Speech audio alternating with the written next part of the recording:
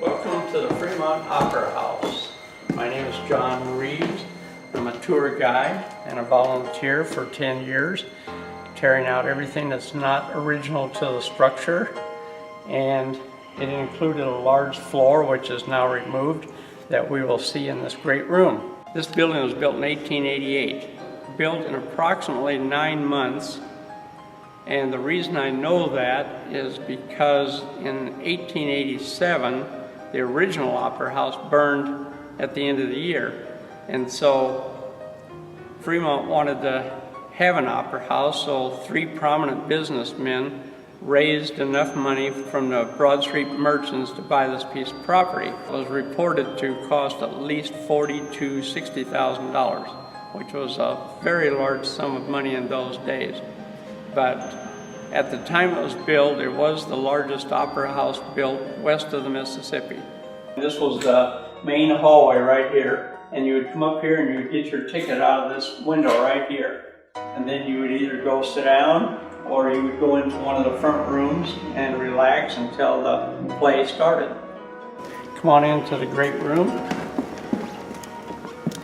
When you are standing across the street and you've never been in this building, and you're looking and you're saying, boy, that's a pretty big building.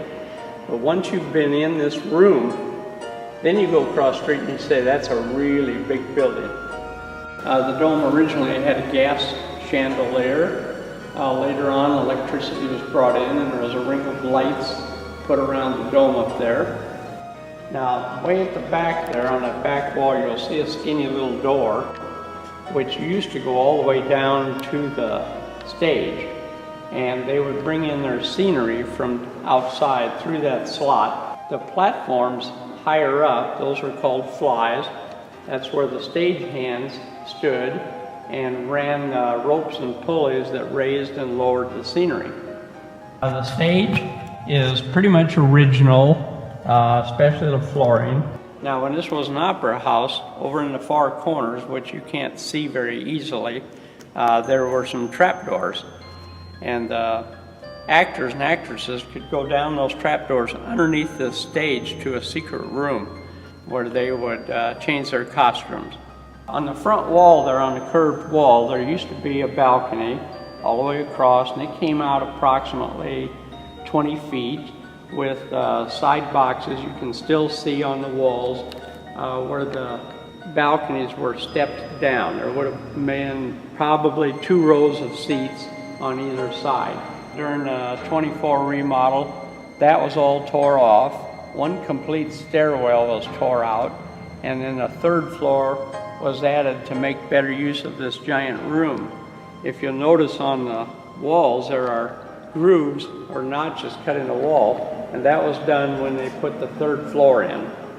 I spent 3 years tearing all of this flooring out of here so that we're back to the original structure. And back in 1976, when the Pathfinder gas explosion blew up, it blew all the windows out of this building.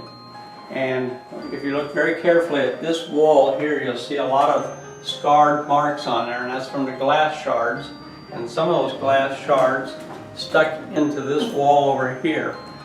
I removed anything that you could reach with your hand, but up on the higher part of the wall, I left 3 pieces in there to show you how powerful that explosion was. Okay. We are now on the 4th floor of the Opera House, also known as the upper balcony. The acoustics in this building, even today, are tremendous. I could throw a pebble out there on the floor and you could hear it very clearly.